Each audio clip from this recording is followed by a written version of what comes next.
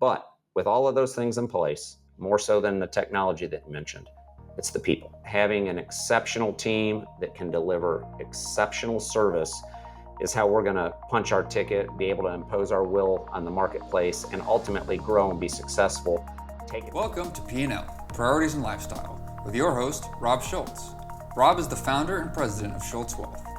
All opinions expressed by Rob and his guests are solely their own opinions and do not reflect the opinion of Schultz Wealth Limited. This podcast is for informational purposes only and should not be relied upon for investment decisions. Please refer to our website for more information. Welcome everybody to P&L, Priorities and Lifestyle. I am your host, Rob Schultz, and as you know, we bring on business owners, entrepreneurs, those who advise to business owners and entrepreneurs. And I'm excited to say we have very much a very successful business owner with us today. I have Brian O'Neill. Brian, welcome. Thanks. Happy to be here, Rob. Man, I'm glad to have you here. We've had this on the calendar for a while. Feels like years. Might be a year. Might be. I mean, getting on your calendar was tough, but I'm so excited to have you. And Brian, you're a second generation with Industrial Power, which is basically trucking sales and service. Did I say that right? You did. I think a great way to look at it is similar to a Sewell Automotive, where they're dealing in a retail automotive. We're doing the same thing on the truck side. So we're a dealership group with multiple dealership locations, very similar to a car dealership. We've got parts, sales, service at each location, and some other things that make it slightly different. And then the big difference is big commercial trucks and B2B.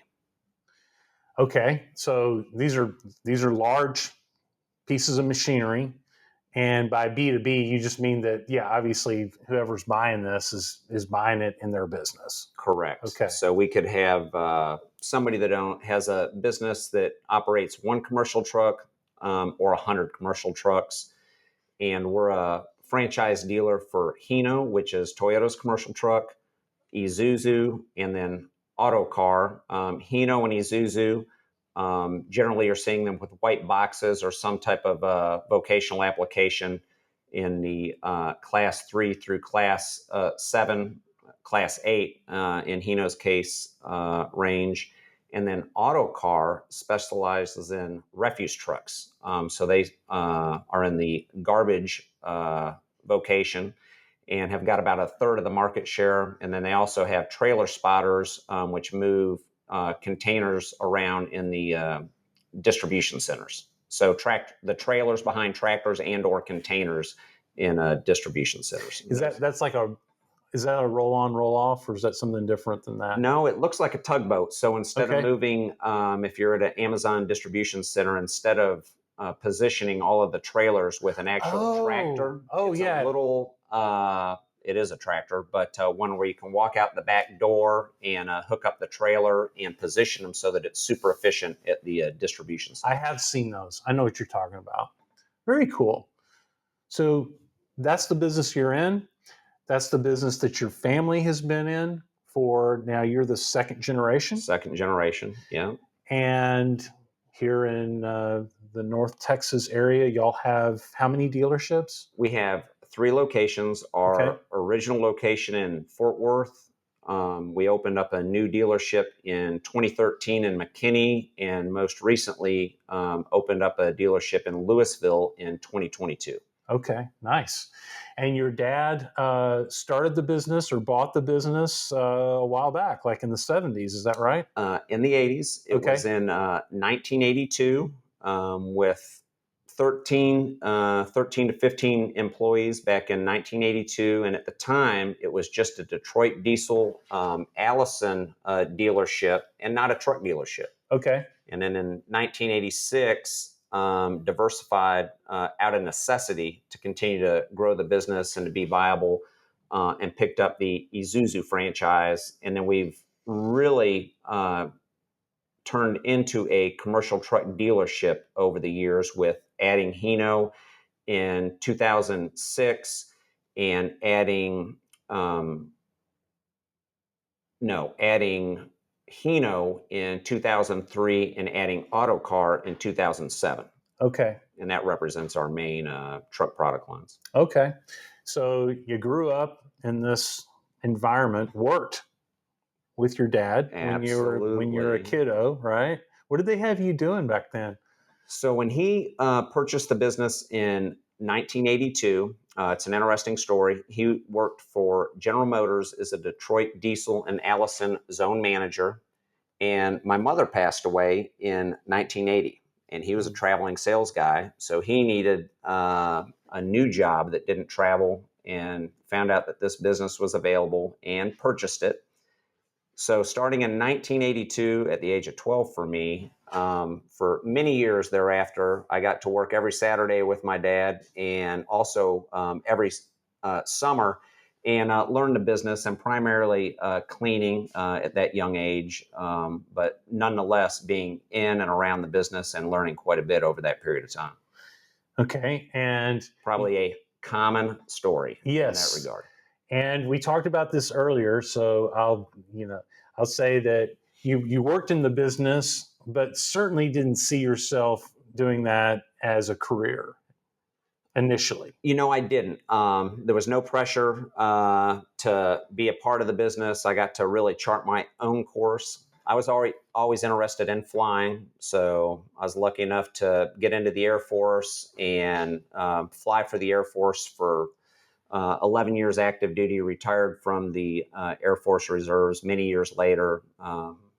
Got a job with Southwest Airlines as a pilot, flew for them for 17 years, and had absolutely no intention of actually coming back and joining the business. That's a very different life, being a Southwest Airlines pilot and being a business owner.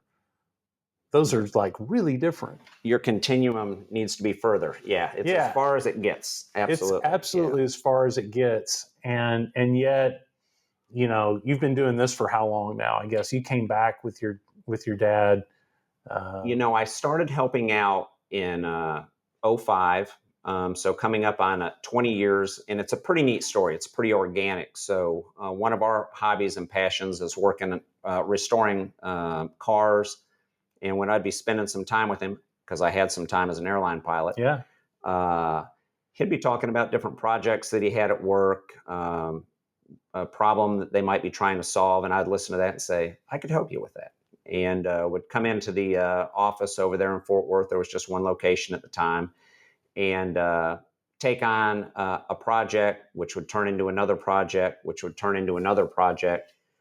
And then at one point I said, Dad, you're going to need to give me an office because I'm working out of the break room or sharing somebody's desk. And then later on, I'm going to need to get put on the payroll because I'm not going to Southwest that much. I'm sitting working here on more than I'm actually going to Southwest. So it was extremely organic and a ton of fun to enter the business that way. And those early years and since then has been one of the richest life experiences of my life, was getting to work with my dad and work side by side and be mentored, and then to have these opportunities has just been a fantastic life experience.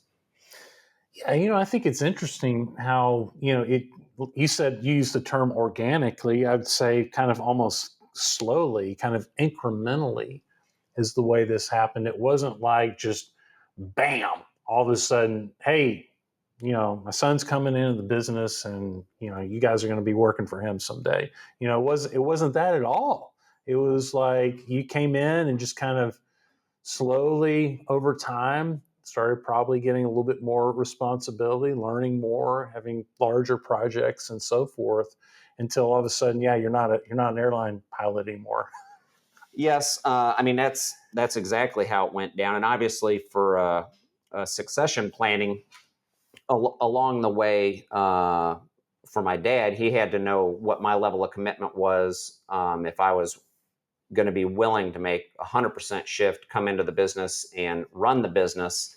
And we started having those discussions, more than a decade ago.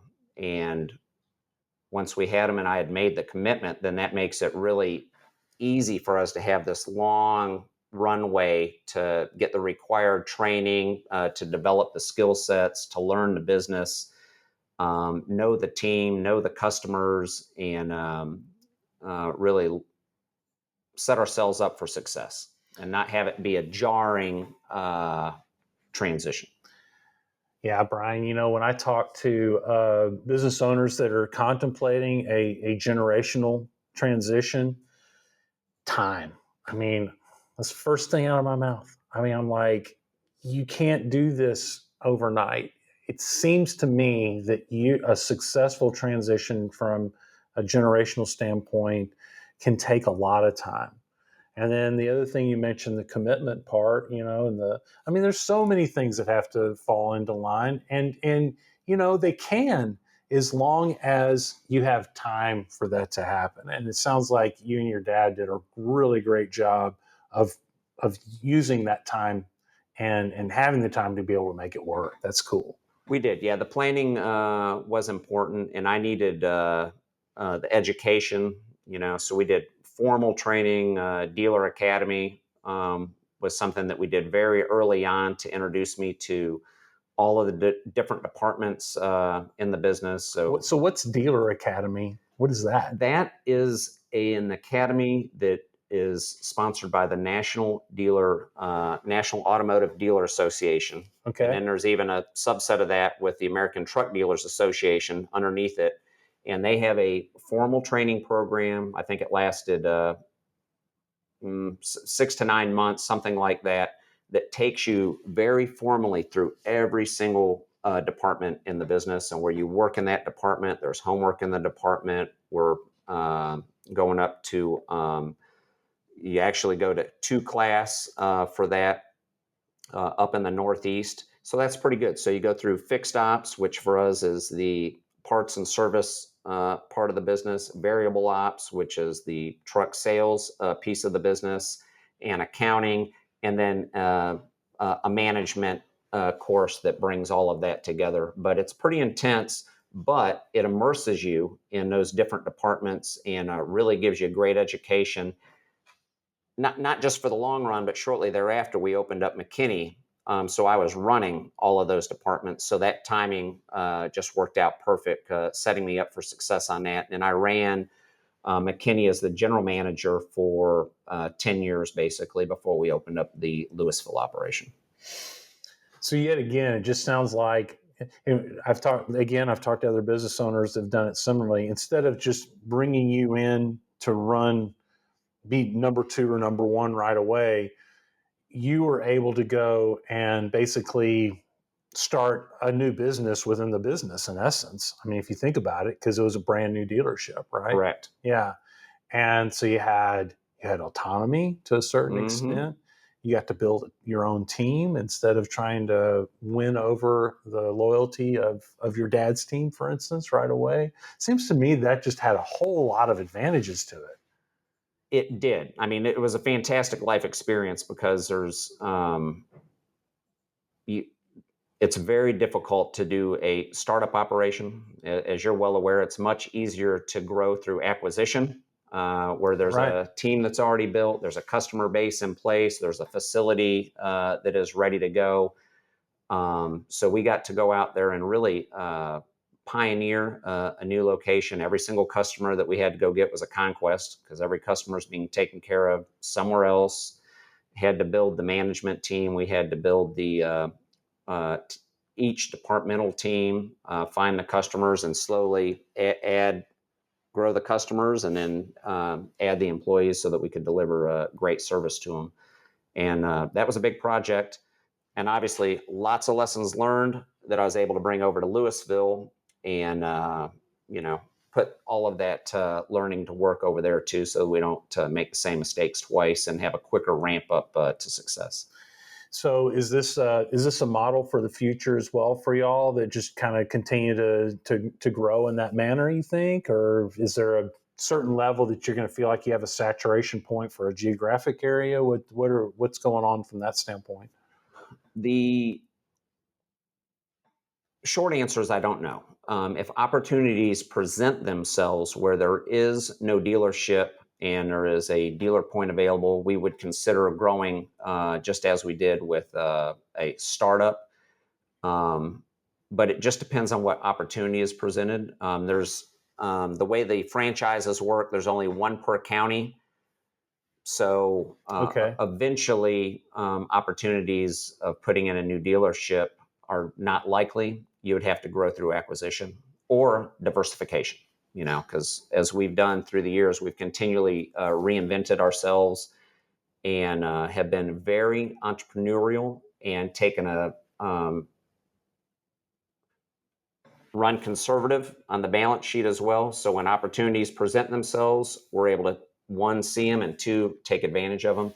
So yes, we could grow that same way, but we could grow through acquisition or diversification and some type of vocation that we're not even in yet. Yeah. Or even just like you said, within your own dealerships that you have. And as I seem to recall, I've talked about it a little bit. Y'all use a lot of technology within the service part of your dealerships. Is that correct? That has been really good for you. Is that right? We do. Obviously, things are getting very technical. We're a Cummins engine dealer and an Allison transmission dealer on top of the Hino Isuzu auto car.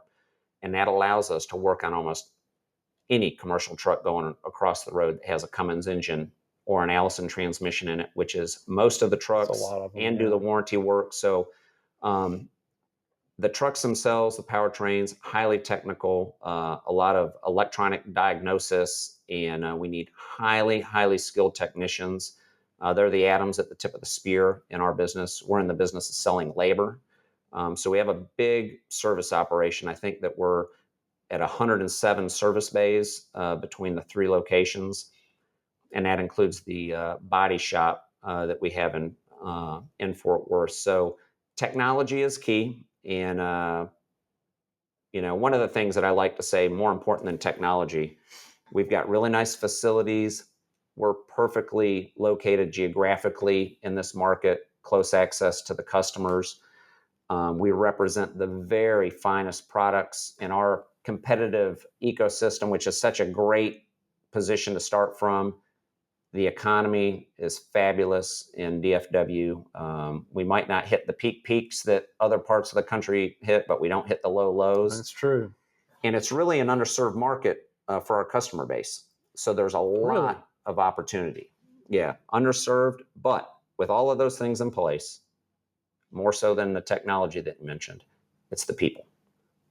So having an exceptional team that can deliver exceptional service is how we're going to punch our ticket, be able to impose our will on the marketplace, and ultimately grow and be successful, take advantage of opportunities when they present. There's still room to grow without adding points too, by the way. We can grow our mobile service footprint, which doesn't need more roofs.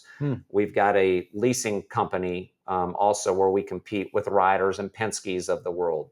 We can grow that without adding points. So there's organic growth that we can do on the properties that we've got right now. We can add bays, we can grow our body shop footprint. So there's quite a bit of growth opportunity that we can do as we stand. And of course, Louisville being a brand new dealership, getting full 100% facility utilization, because we're still growing into those shoes, which takes about 36 months has been my experience, assuming you have no economic setbacks. But in normal operating conditions, about 3 years to develop that customer base and your team and hit 100% facility utilization. Gotcha. Whether it was one generation ago or 7, more than likely as an American, an ancestor of yours took an extreme level of risk in order to create a better way of life for themselves, their family, and eventually you. Most families have a story to tell, at least one story. My family ended up here in Texas when their wagon broke down in Del Rio. The wagon train they were a part of continued westward only to be completely massacred. I'm Rob Schultz, founder of Schultz Wealth. Our clients are entrepreneurs and business owners, the beneficiaries and true torchbearers of our American pioneer legacy. Our clients are not afraid of change. They are hopeful about the future, and they create wealth for themselves, their people, in this country through innovation, creativity, and hard work. Our job at Schultz Wealth is to help make sure it counts for something. If you're a successful business owner, let Schultz Wealth help you to the next level and beyond. So people, so in your previous life as an officer in the Air Force, leadership, management skills obviously developed to a pretty good level. Maybe not so much at Southwest, maybe so. And then you started a dealership from ground zero and had to hire like crazy. So, man, how did you do that? how did you learn that skill to be able to hire those highly skilled people and make that work? Because I'm sure that's very challenging. It is all challenging, as you know, every single bit of it. People being the number one challenge. I will say that Air Force in particular, flying and all of those life experiences. I got to see great leaders, folks that I wanted to emulate, and have taken a lot of lessons and put those in my own toolkit.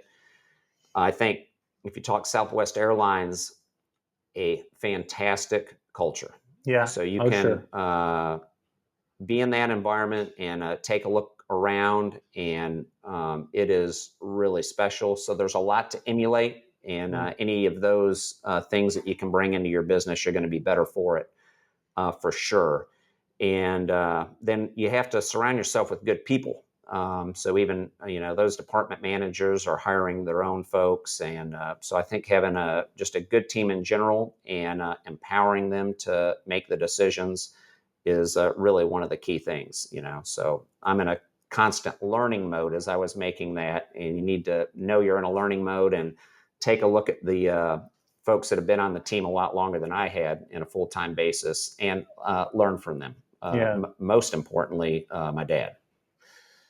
So I don't know your dad, Brian, but give me an idea as to y'all's personalities, how they're similar and how they're different. Well, we both are really hard workers. Okay, that is for sure. How our personalities are similar and different. Yeah. I think that by and large, we probably have very similar personalities. Pretty calm, pretty easygoing. Like to lead from the front, like to set the example, and also rely on the team. So once you get a good team in place, empower them to run their piece of the business, their departments, bring forward their ideas and support them on those ideas. So I think that we're very similar in that regard. And aligned, it sounds like. And aligned. So that's made it very easy for us to work together over the years. Like I said, it's been the richest life experience I've ever had, was getting to work alongside my dad and be mentored by him. So we work well together.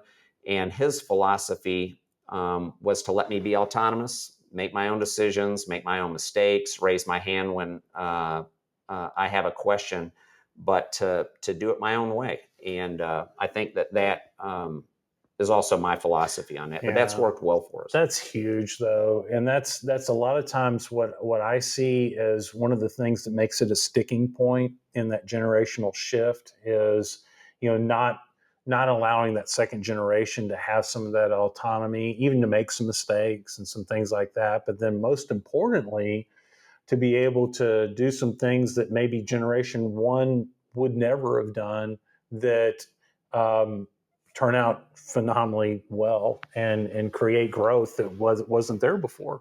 Well, I think that's a great point, that and I have experienced that firsthand. That again, in McKinney and any of the things that I worked on, Louisville, the same, where it's been highly hands off, have let me run it and been totally autonomous. And when new ideas are brought forward, being totally supportive and not saying it's not in our wheelhouse, that's outside our lane. Let's throw the noodle against the wall. Let's give it a try. Let's try new things. And I think that we've done a really fantastic job as an organization, not myself personally, but our entire team. You know, we were 13 when we started. We're mid 160s now between the 3 locations at seeing new opportunities and developing new business that has not been our traditional business. And that has really benefited us over the years. Yeah, I can see that for sure. So obviously y'all are very compatible and kind of were able to approach this and face it and just move forward together. When the decision was made after about 10 years of working somewhat autonomously, the decision was made for you to take over the business. My understanding is there were kind of 2 stages of that. I mean, y'all kind of became partners, and then you became president and CEO. Is that correct? Correct. Okay. Yeah. Again, I think the most important thing is having a plan. So my dad had the vision, and I was willing to commit, and that happened many years ago. We became partners in 2013. And then in January of 23, executed the buy-sell, and I took over as the CEO.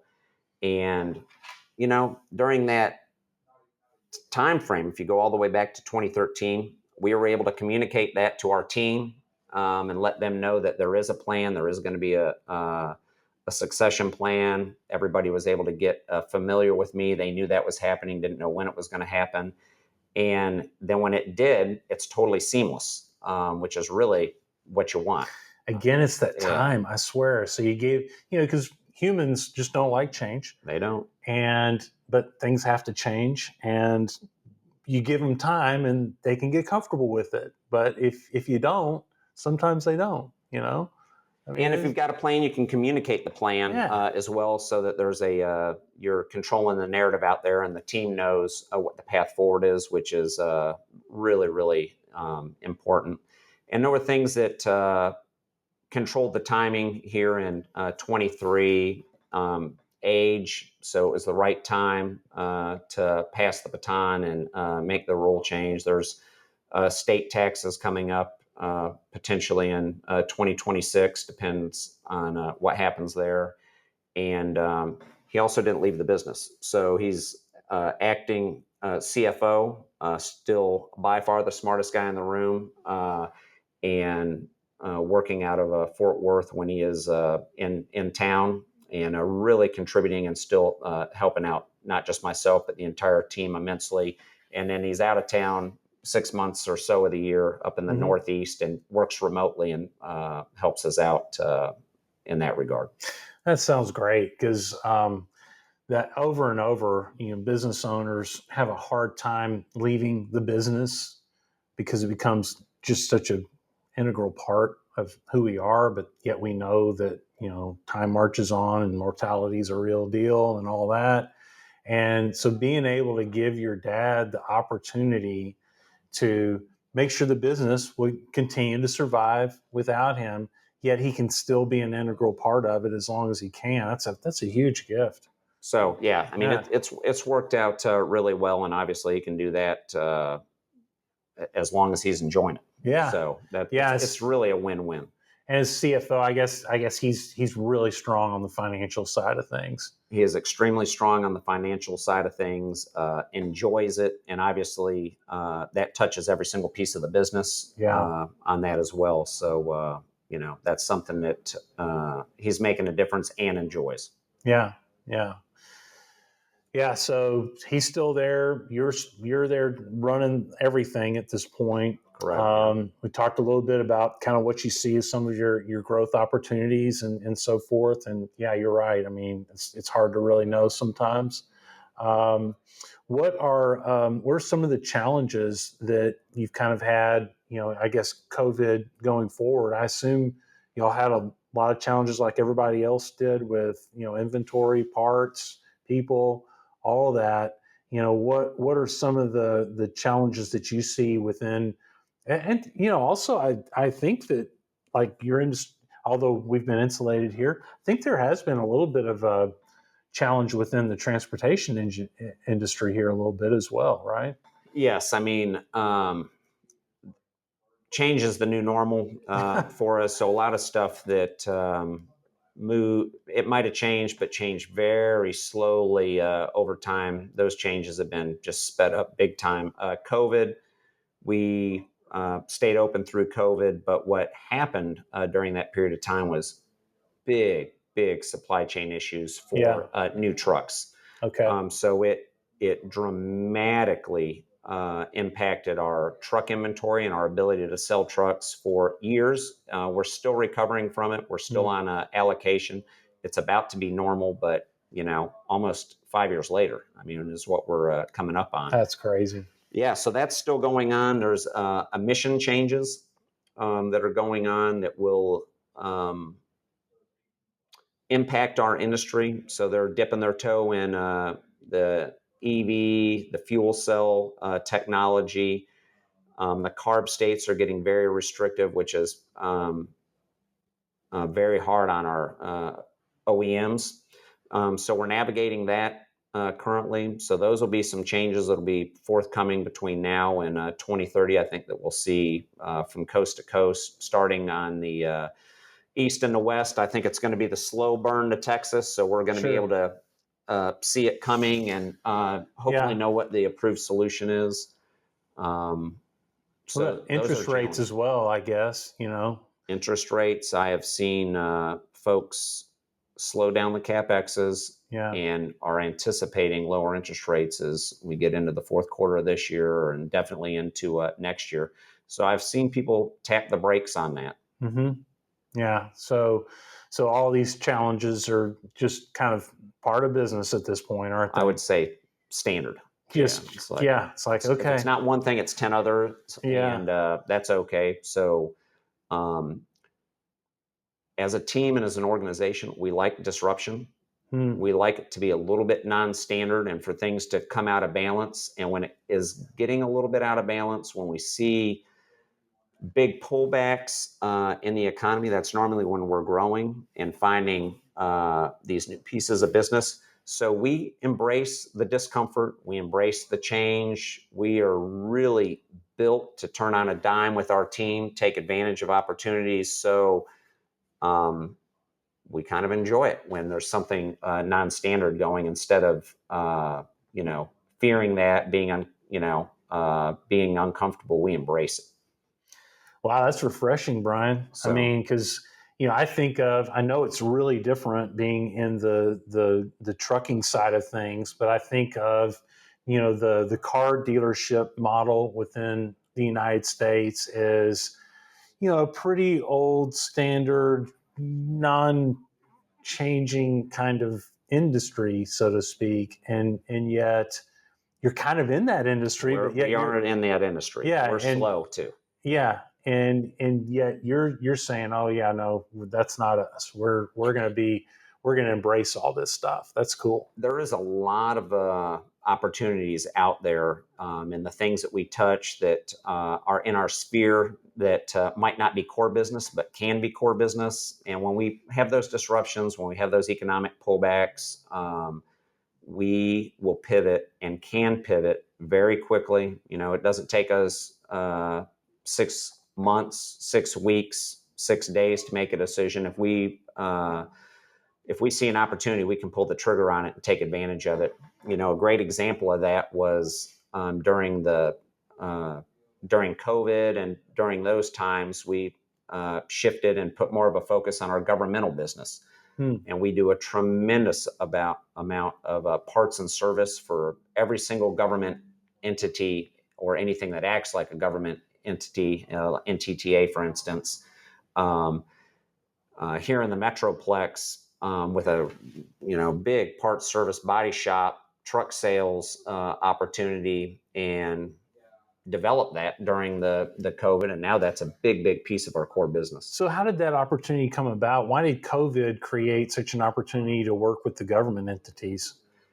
The opportunity didn't change. I just changed what I was doing with my team because they didn't have time to, there was nothing for them to. There's nothing else there. So it's like you just said, hey, we're going to do something, and this is what it is. Okay. They were open. Okay. We could go see them during those period of times. Yeah. They're still spending money. They weren't like the restaurant industry that, we participate a lot in, and it folded the tent in many cases.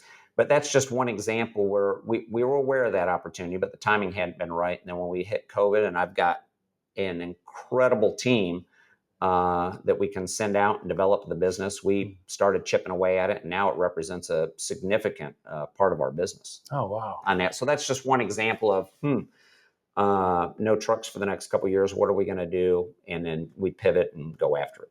Okay.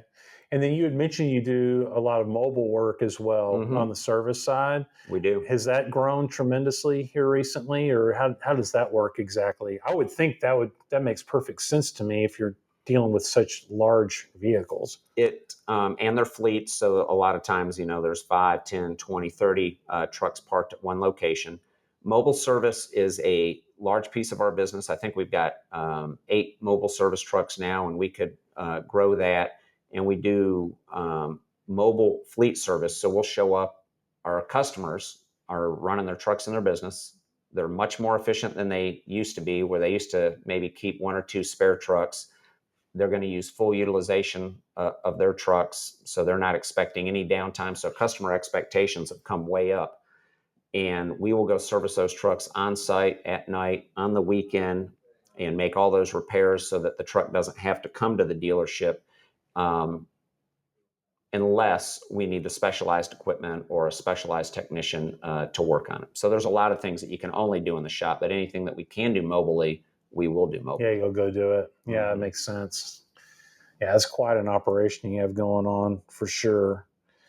So we kind of talked a little bit about, where you're headed, kind of where some of the things that are exciting to you are. Some of the other things I wanted to touch on, it just seems to me that, you grew up in the business and you went off and did something a little bit different, but it wasn't that different. I mean, it sounds like you and your dad always kind of had a love for cars and, mechanical type pieces of, whether it's an airplane or a car, there's a lot of similarities from that standpoint. Even you said that y'all work on your own. You have like some classic cars or something? So we do, yeah. Our hobby has been restoring Austin Healey's. So okay. My dad's restored multiple Austin Healey's. I've got a couple in my garage on the rotisserie. So that's been a father-son project that we've done since I was a kid, and we continue to do. And we were in the garage working on it this past weekend, stripping one down that hopefully will be in paint by the end of this year. So y'all just do all that work yourself for the most, or you? For the most part. For the most part, okay. We'll do all of the mechanical repair, so tear everything down and rebuild the the drivetrain, so the engine, the transmission, all of the suspension, and we'll take it down to the bare chassis. And on the chassis, do all of the metal work, so hammer, dolly, cutting out rusted sections, putting in patch panels, and doing all of the stuff on the chassis, working on the door gaps and the whole 9 yards. The only thing that we don't do is the paint. Yeah, sure. So we'll send that off to actually get painted, and then reassemble it and restore every component down to the interior and the steering wheel and everything in between the 2 bumpers, and put it back on the road. Wow. So an Austin Healey, that's like that's a British 2-seater type car, right? From what years exactly? I don't know when they ended, but I think the earliest car that my dad has is a 1955, and then I have a 58 and a 60. Okay. And I think it went into potentially the early 70s on that, but we're at the front end of the production is what we're interested in. Yeah, y'all like the early ones? Yeah.